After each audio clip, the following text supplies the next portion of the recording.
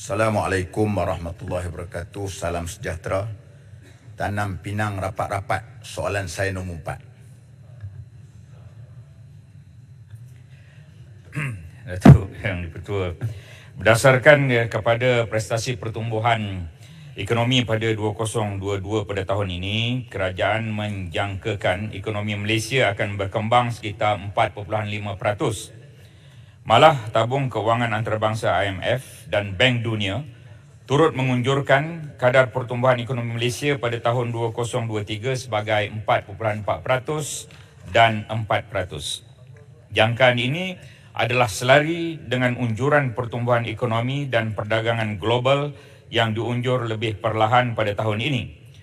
Berdasarkan statistik ini, meskipun berdepan dengan cabaran ketidaktentuan global, saya ingin menegaskan bahawa Malaysia insya-Allah tidak akan mengalami kegawatan ekonomi pada tahun 2023.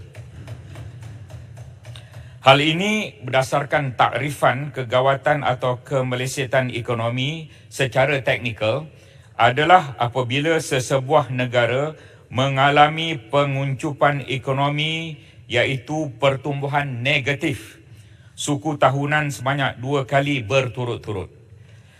Kerajaan akan terus mengutamakan pertumbuhan ekonomi negara dan pembangunan yang saksama untuk rakyat serta menjadikan Malaysia sebagai destinasi pelaburan yang lebih menarik dengan memudah cara proses pelaburan, mewujudkan lebih banyak syarikat pemula berinovasi tinggi dan mencipta lebih banyak peluang pekerjaan dengan pendapatan yang setimpal.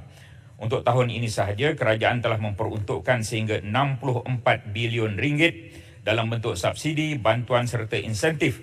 Contohnya, sumbangan tunai rahmah membabitkan kos hampir 8 bilion ringgit dijangka akan manfaatkan hampir 9 juta rakyat Malaysia dengan nilai maksimum bantuan sehingga RM3,100.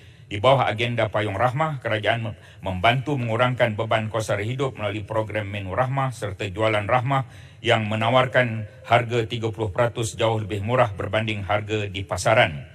Bagi sektor PMKS, perusahaan mikro, kecil dan sederhana, kerajaan turut menyediakan pelbagai grant, insentif, kemudahan pinjaman, jaminan pembiayaan dengan peruntukan hampir 40 bilion ringgit tahun ini dalam usaha membantu kumpulan PMKS kembali bangkit dan berdaya saing setelah terkesan dengan COVID.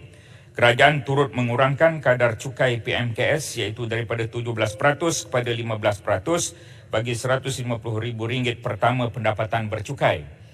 Golongan M40 juga dibantu melalui pengurangan 2 mata peratusan bagi setiap banjaran pendapatan bercukai antara RM35,000 hingga RM100,000.